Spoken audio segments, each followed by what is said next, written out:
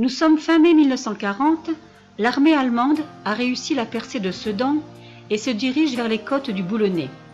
Bientôt, les armées alliées sont prises en étau et contraintes de se replier sur Dunkerque dans l'espoir de pouvoir s'échapper par la mer. Les Britanniques, estimant la situation désespérée, lancent l'opération Dynamo, consistant à rapatrier en Angleterre le corps expéditionnaire britannique, incluant les Canadiens, d'environ 250 000 soldats. La bataille de Dunkerque, effectuée du 21 mai au 4 juin 1940, s'opère avec l'appui de l'armée française, menant une résistance héroïque et désespérée. Cette manœuvre est destinée à gagner un laps de temps nécessaire à l'embarquement de l'essentiel des troupes britanniques et de plusieurs unités françaises et belges vers le Royaume-Uni. L'évacuation s'est opérée à l'aide de navires de la Royal Navy et de bateaux de la marine marchande réquisitionnés pour traverser la Manche, tandis que la RAF lutte dans le ciel pour couvrir l'opération. Rassembler en aussi peu de temps une petite armada, c'est insuffisant, car la faible déclivité des plages oblige les navires de fort tonnage à mouiller au large. Il faut, dès lors, mobiliser des ferrys, des chalutiers, des remorqueurs, des péniches, des yachts et d'autres embarcations encore plus modestes, les désormais célèbres Little Ships of Dunkerque. Parmi les gros navires participant à l'opération Dynamo se trouve le Meknès. Le Meknès est un paquebot de la Compagnie Générale de Transatlantique, lancé en 1913, long de 132 mètres, filant à près de 15 nœuds, 27 km/h. Il est baptisé sous le nom de Puerto Rico et navigue alors sur la ligne Le Havre-Haïti. Renommé Meknès, il assure ensuite la ligne Bordeaux-Casablanca. Au début de la Seconde Guerre mondiale, il est réquisitionné par la Marine nationale française pour servir de transport de troupes. Lors de l'opération Dynamo, une grande partie des marins du Meknès participera à l'évacuation de Dunkerque entre le 26 mai et le 4 juin 1940. Le 22 juin 1940, la convention d'armistice est signée entre le gouvernement français et le Reich allemand. La flotte française est à l'époque l'une des plus puissantes au monde et à cette date intacte. Cependant, Hitler a peur qu'elle puisse rejoindre la flotte britannique. La convention d'armistice stipule: elle sera rassemblée et devra être démobilisée et désarmée sous le contrôle de l'Allemagne et de l'Italie. Début juillet, le Premier ministre britannique Winston Churchill lance l'opération Catapulte, s'opérant en deux phases principales. L'une consistant à ouvrir le feu sur les bâtiments français basés à Mers el-Kébir, ce sera fait le 3 juillet. Bon nombre de navires français ayant rejoint l'Angleterre, les Britanniques investissent par la force les navires français et procèdent à leur désarmement. Les équipages alliés seront internés dans des camps au nord de l'Angleterre.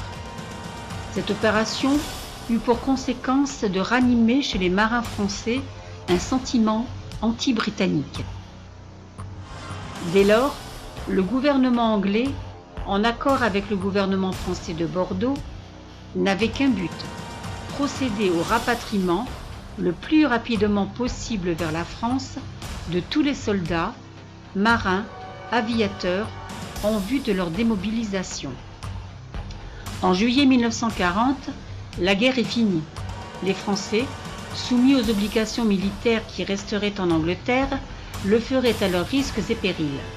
La plupart des marins, tous réservistes, n'avaient qu'une seule pensée: ils avaient fait leur devoir, l'armistice était signé, ils voulaient retrouver les leurs.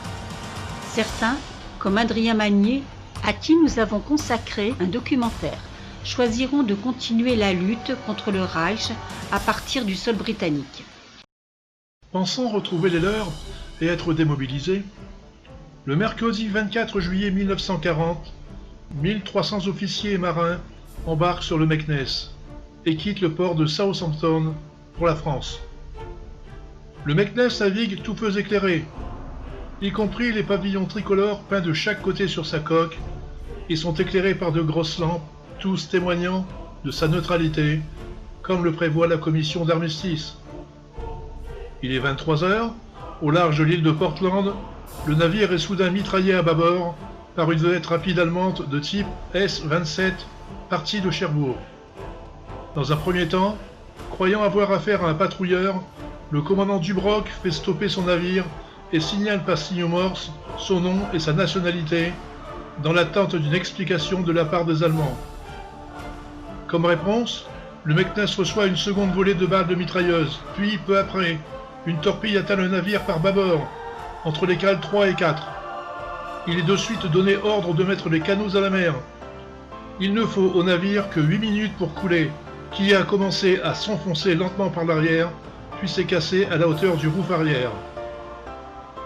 La mise à l'eau des embarcations de sauvetage et des radeaux s'est effectuée avec rapidité et précision, sous la direction du second capitaine et des officiers du bord, efficacement aidés par les officiers de marine passagers.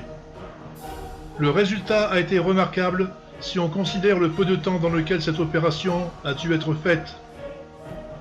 7 embarcations sur 10 ont pu être utilisées.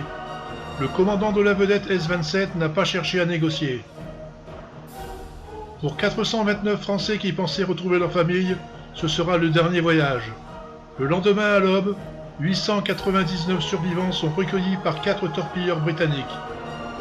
Les 899 rescapés se retrouvent à nouveau en Grande-Bretagne et seront progressivement rapatriés en France à partir notamment d'un navire hôpital, le Canada. D'après le livre de notre ami Jacques Maillot-Bourguin qui s'intitule « À la mémoire des 5600 marins du Pas-de-Calais péris en mer », 32 marins ont disparu avec le Meknès. Parmi eux, 20 marins du Boulonnais, dont 6 porte-lois, qui ne devaient jamais revoir leur famille. Il s'agit de François Boutoil, 28 ans, matelot gabier, Pierre Duchemin, 34 ans, matelot, Pierre Germe, 42 ans, second maître, Pierre Gobert, 29 ans, quart-maître de manœuvre, Jean-Pierre Ledé, 33 ans, quart-maître mécanicien, Pierre Malfoy, 38 ans, quart-maître de manœuvre. C'est une des affaires les plus mystérieuses de l'année 1940 et on peut vraiment s'indigner du fait que la France ait perdu là plusieurs centaines de ses citoyens et n'ait jamais rien fait pour essayer de savoir la cause de cette catastrophe. Pourquoi avoir coulé un bateau français en juillet 1940, donc plus d'un mois après l'armistice, alors que jamais il aurait dû être coulé dans cette zone-là, quoi.